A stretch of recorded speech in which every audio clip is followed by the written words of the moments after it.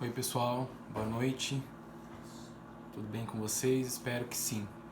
Antes da gente entrar na aula 3, queria deixar só algumas observações, né? Eu recebi as atividades de vocês, gostei do que eu li, do que eu vi, tava tudo bastante impecável, ótimo. Pedi desculpa pela demora de postar essa aula, porque para carregar os vídeos no YouTube demora bastante, também para gravar e preparar, enfim, demora tudo. E dizer que essa aula aqui, essa aula 3, ela é o complemento da aula 2. Ela deveria estar lá junto da aula 2, mas eu não coloquei porque senão ia ficar enorme. E quando a gente vai trabalhar sobre vírgula, é sempre bastante confuso, surgem muitas dúvidas, então não dá para passar muito rápido, como eu fiz a última aula, né, que foi uma visão mais geral. Quando a gente vai trabalhar vírgula, é sempre com bastante atenção, tá bom?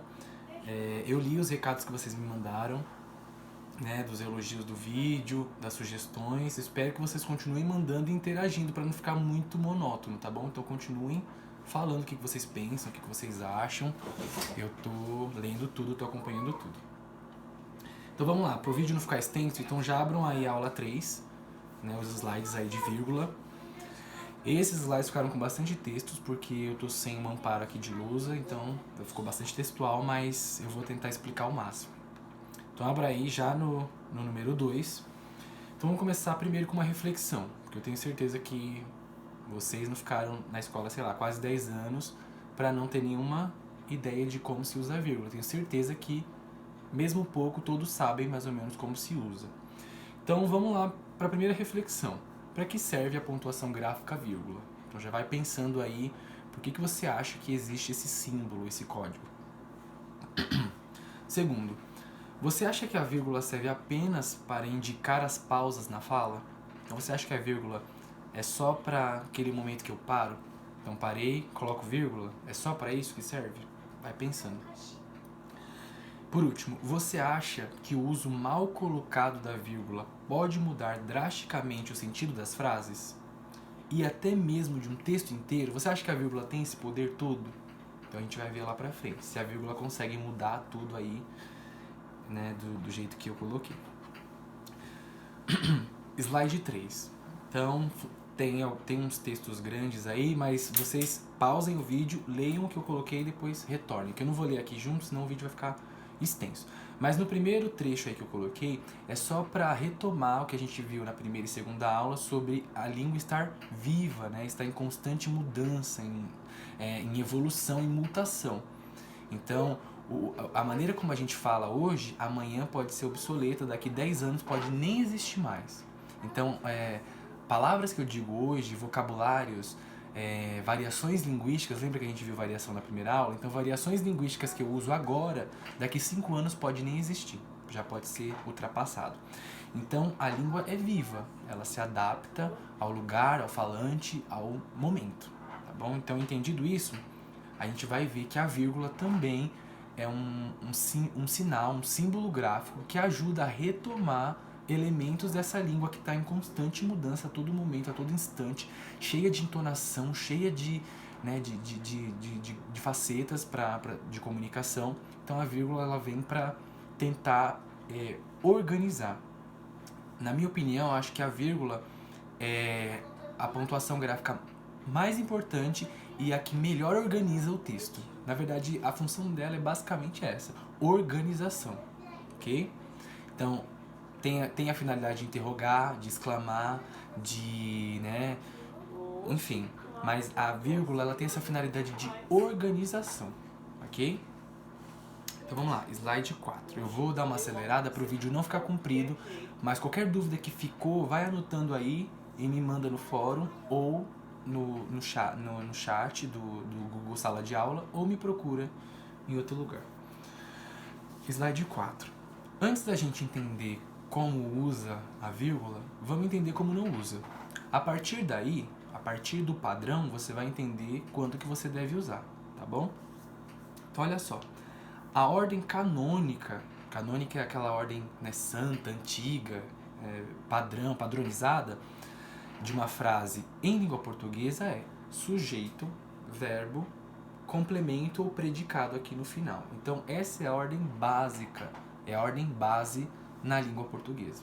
Nós sempre vamos tender a falar frases que tenham essa estrutura, sujeito, verbo e predicado. E você, meu Deus, o que é um sujeito? Não lembro. O que é um verbo? O que é um predicado?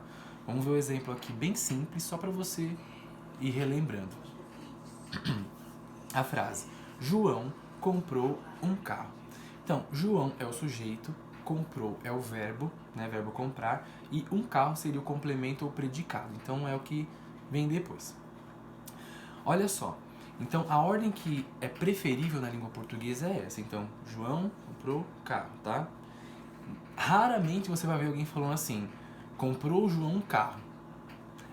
É gramatical, tá? Não tá errada essa frase. Se você fala assim: comprou o João um carro, é gramatical, mas não é comum, tá bom? Na língua a gente prefere o sujeito no começo.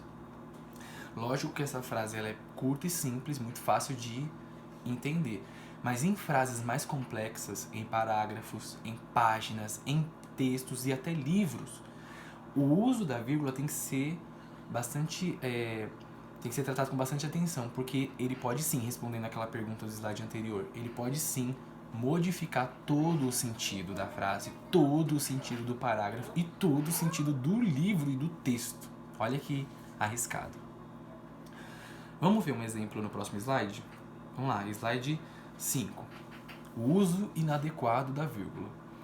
Então, saber onde colocar a vírgula favorece a compreensão do texto. Então, quando eu coloco direitinho lá a vírgula no seu devido lugar, eu vou facilitar para o leitor a compreensão do que eu estou querendo dizer.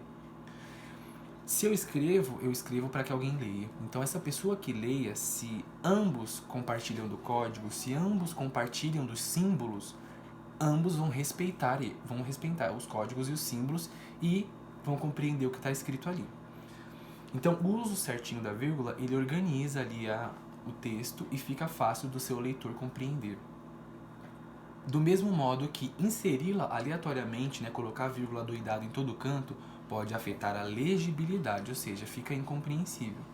Como que é isso? Vamos ver um exemplo. Olha lá o exemplo. Na frase, não mate a garota, sem a vírgula. Então, sem o uso da vírgula, essa frase indica uma ordem para que não matem a garota, ok? Sem a vírgula. Agora, olha no exemplo seguinte. Não, vírgula, mate a garota. Então, com o uso da vírgula, o sentido da frase muda, e muda completamente, reafirmando que a garota deve ser morta. Então, um simples erro desse pode comprometer tudo o que você for escrever depois. Se for numa conversa informal, a pessoa vai perguntar: você quis dizer isso mesmo? Mas se for num trabalho acadêmico, por exemplo, você pode comprometer toda a sua tese, toda a sua teoria e ser reprovado por isso, né? Então, toma cuidado. Número 6. A partir de agora, vai ficar um pouquinho mais complexo, né? Vão aparecer aí nomenclaturas da gramática que são bastante, né, incomuns. Mas não se atentem a isso. Vai chegar o dia no nosso cronograma que vocês vão ter aulas sobre essas nomenclaturas e o que elas significam dentro da gramática. Mas agora, a única coisa que eu quero que vocês façam é se atentar ao uso da vírgula nesses momentos, tá bom? Não fica aí se escabelando: nossa, o que é um adjunto adverbial? Não é para isso. É para você se atentar aonde a vírgula está aparecendo ali para você já ir se habituando. Então vamos lá. Então, quando eu devo usar a vírgula? Quase sempre na presença de adjuntos adverbiais padrões. Aí você já está se descabelando. O que é um adjunto adverbial?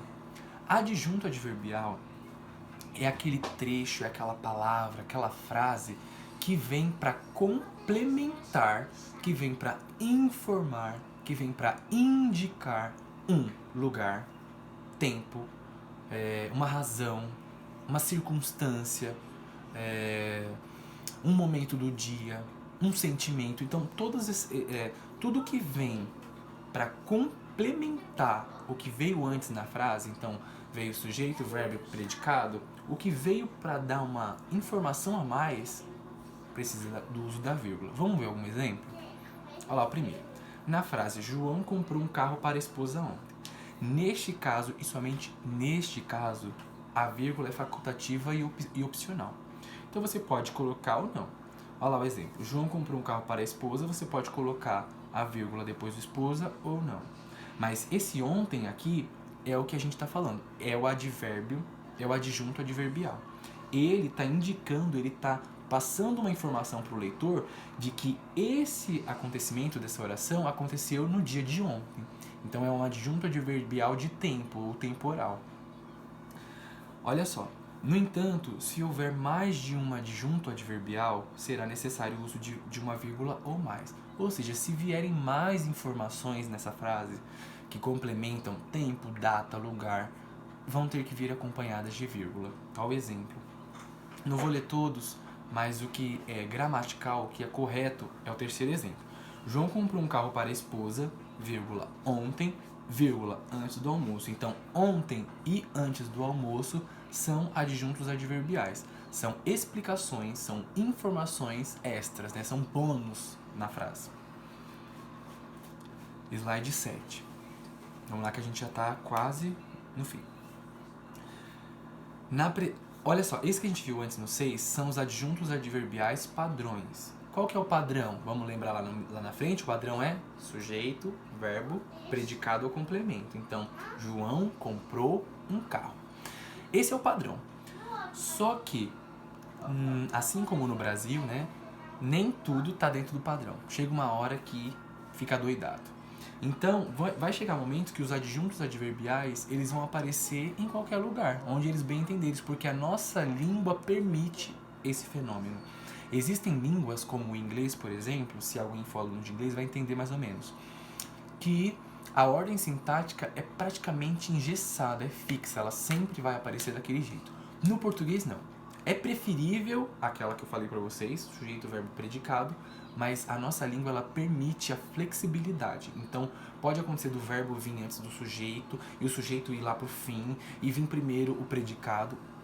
No Brasil é assim, meu filho, é tudo do jeito que você quiser. Olha lá. Então, vamos ver um exemplo? Ontem, vírgula, João comprou um carro para a esposa. Perceba que nesse primeiro exemplo, o adjunto adverbial veio antes até mesmo do sujeito, já para quebrar com todo aquele padrão que a gente combinou. Então, olha lá. Primeiro veio o adjunto adverbial, primeiro veio a informação do tempo, para depois vir sujeito, verbo e os predicados. No segundo exemplo, João, vírgula, ontem, vírgula, comprou um carro para a esposa. No caso aqui, aí veio sujeito, adjunto adverbial, verbo e o predicado. Então percebe que esse adjunto adverbial, ele dança no meio da frase. Você pode escolher onde você vai colocar ele. E você tem que tomar cuidado para usar a vírgula adequadamente de acordo com o que você, né, pensou. Na presença de adjuntos adverbiais em forma de oração. Então, João comprou um carro para a esposa quando chegou o Natal. Olha só, tem adjuntos adverbiais que eles são tão extensos que eles ocupam quase toda a frase. Então, eles são chamados já de oração. Peraí, meu amor. Que eles são chamados de oração. Já que apareceu, brincadeira, tchau. Vem. Cuidado pra não tremer, pra não balançar. Dá tchau. Tchau. Falou, eu sou a Laura. Não. Ela é a Laura. Olha só. Então, quando chegou o Natal, João comprou um carro para a esposa. Esse quando chegou o Natal é um adjunto adverbial tão extenso que ele já é metade da oração, tá bom? Mas mesmo assim, ele tem que ter a vírgula. Número 8. Advérbio de tempo e localidade. Então, para separar datas e lugares, também você tem que usar. Esse eu vou passar rapidinho porque é simples. Vamos lá. Agora fica um pouquinho mais complexo, mas presta atenção que você vai entender. A vírgula serve para intercalar elementos que exercem a mesma função sintática. Ou seja, ela vem para, né, ajustar elementos, palavras, frases que estão naquele texto com a mesma finalidade. Então, se a finalidade é dizer que o vaso de flor é bonito, então eu vou dizer assim: esse vaso de flor é bonito, é belo, é cheiroso, é formoso. Todos esses elementos que têm a mesma finalidade na frase têm que vir acompanhados de vírgula. Olha o exemplo.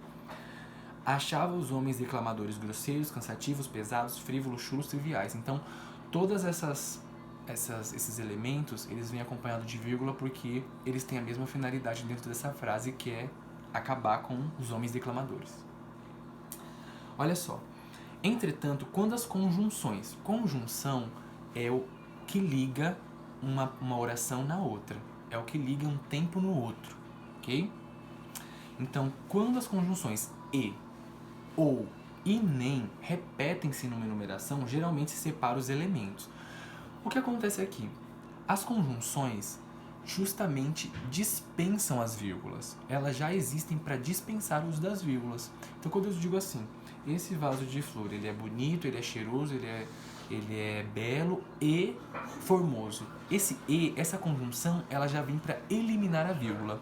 Só que se esse e aparece com muita frequência na frase, ele precisa ser separado, ele precisa ser organizado pela vírgula.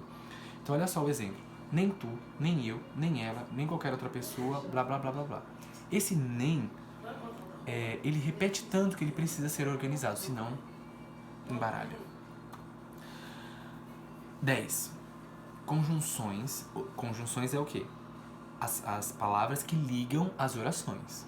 Vai com calma aí. Coordenativas, né? Que expressam algum tipo de coordenação dentro da frase. Então, são as conjunções que, de certa forma, estão ali exercendo uma coordenação naquela frase. Olha só, quando elas se deslocam por meio da oração. Exemplo, todos deveriam fazer alguma atividade física diariamente. Isso não quer dizer, entretanto, que todos devem ser superatletas. Esse entretanto, essa conjunção, entretanto, porém, todavia, mas, essa conjunção, ela vem acompanhada de vírgula. Por quê? Porque o que vem depois de entretanto vem ou para legitimar o que veio antes ou para se opor ao que veio antes. Só essas duas finalidades em que você usa o entretanto, e por isso ele tem que estar entre as vírgulas, tá bom? Porque ou ele vai vir para reafirmar, para legitimar, ou ele vem para atacar, para se opor. Quer falar se opositar. Se opor. Número 11. Orações deslocadas dentro de outra oração. Às vezes intercalamos uma informação ou um pensamento. Esses fragmentos destacam-se da oração e devem ser separados por vírgula. Exemplo, todos, vírgula, penso eu, vírgula, deveriam empenhar-se para atingirmos o resultado. Esse penso eu é quase como se ele tivesse entre parênteses. Lembra que eu expliquei para vocês que o parêntese é o plantão da Globo? Então você está lá assistindo a novela. Blá, blá, blá, blá, blá, blá, Carminha fez isso e aquilo, e aí de repente vem um barulho do plantão da Globo. É a mesma finalidade que tem aqui. É passar uma informação que é extra ao texto, né? Que não está ali junto na frase, mas que é útil para você compreender a frase ou o texto. Então, esse penso eu, né, onde você poderia colocar um parêntese, também pode colocar entre vírgulas. Você só tem que ver o que encaixa melhor naquele texto. Porque aqui nesse caso, o narrador, aquele que escreve, quer deixar claro que esse penso eu, ele mesmo escreveu. Agora, quando eu coloco um penso eu entre parênteses ou entre aspas, lembra que eu estou colocando essa palavra ou esse trecho em observação, em alguma espécie de crítica. Esse conceito não está completo dentro dele mesmo, ele precisa ser avaliado de uma maneira, ele precisa ser avaliado com mais atenção. Mas se eu coloco entre as vírgulas, ele é o conceito pronto e eu lido bem com isso. 12. Orações adjetivas explicativas. Então, esses últimos slides, eles quase que podem ser compactados em um só, com a mesma finalidade. É só em algumas situações muito específicas que eles vão, né, seguir o seu caminho, seguir o seu curso. Mas, basicamente, o que você coloca para explicar, o que você coloca para informar, tem que vir entre vírgulas. Se não tiver entre parênteses ou entre aspas, tem que estar entre vírgula. E às vezes você coloca coisas entre aspas e entre as vírgulas, ok? Então olha lá o exemplo. Os artistas, vírgula, que são vaidosos, vírgula, costumam exagerar nos gastos pessoais. Então esse que são vaidosos explica o porquê os artistas exageram nos gastos pessoais. Porque eles são vaidosos. Então é uma explicação, é um bônus, né? Um extra aí para você entender, se situar na frase, sempre entre as vírgulas ou o parêntese, tá bom? O parêntese e a vírgula, eles têm quase a mesma finalidade. A diferença é que o parêntese, ele vai meio que saltar aquilo do texto. É quase como se não fizesse parte, entendeu? É quase como se fosse o plantão da Globo mesmo. E entre as vírgulas, não. É como se a informação passasse ainda dentro da novela. Ficou claro? O parêntese. Você está assistindo a novela, vem o plantão da Globo, então interrompe a novela. Passa toda aquela informação, fecha o parêntese, volta a novela. Essa é a função do parêntese. A função das vírgulas é diferente. É como se estivesse passando a novela e a informação passasse dentro da novela. Continuasse, entendeu? É como se fosse o texto corrido, não sem cortes. E a vírgula, ela também é encarregada de não deixar as frases ambíguas, tá? Se a frase ficar ambígua em textos formais, ela sempre vai ser considerada errada, tá bom? Não é que vai ficar, será que o autor quis dizer isso ou aquilo? Ah, eu acho que é o certo. Não, sempre vai pender pro lado errado, então toma cuidado. Aqui a gente já está finalizando, então o vocativo. Seja qual for a posição na frase, deve ser separado por vírgula. Então, Dona Maria, deixa eu namorar sua filha, né? A música. Então, esse Dona Maria é o vocativo dessa frase. Então, ele vem, a vírgula separa ele e depois o verbo. Depois verbo, né? Aí o pronome, por aí vai. Ou então, fulano, vem aqui, né? Então, você tá ali usando o vocativo e o verbo no imperativo, tá bom? No presente do imperativo. Depois os apostos. Então, assim como o aposto, sempre isolado, mesmo que no início da sentença. No caso, assim como o vocativo, tá? Que colocou aposto tá errado, mas é vocativo. Assim como o vocativo sempre isolado, mesmo que no início da sentença. Esse aposto, ele vem também nesse sentido de informação, mas no sentido de contraposição ou de algo que não é uma informação que não pertence àquela frase, mas que está ali para completar. J.K. Rowling é a única, J.K. Rowling, vírgula, é a única escritora a ficar milionária vendendo apenas livros, nasceu em 1965.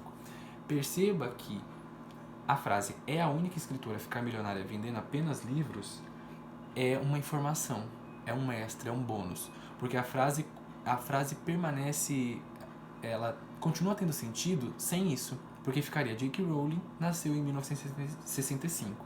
Ela tem sentido se você ligar o sujeito lá no complemento final, no predicado final.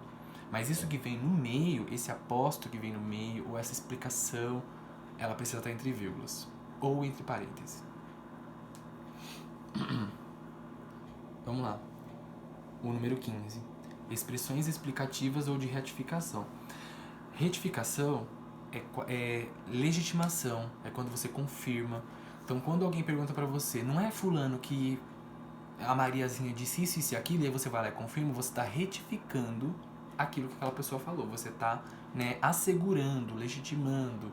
Então, quando você vai no cartório, por exemplo, você escreve uma carta e vai no cartório autenticar.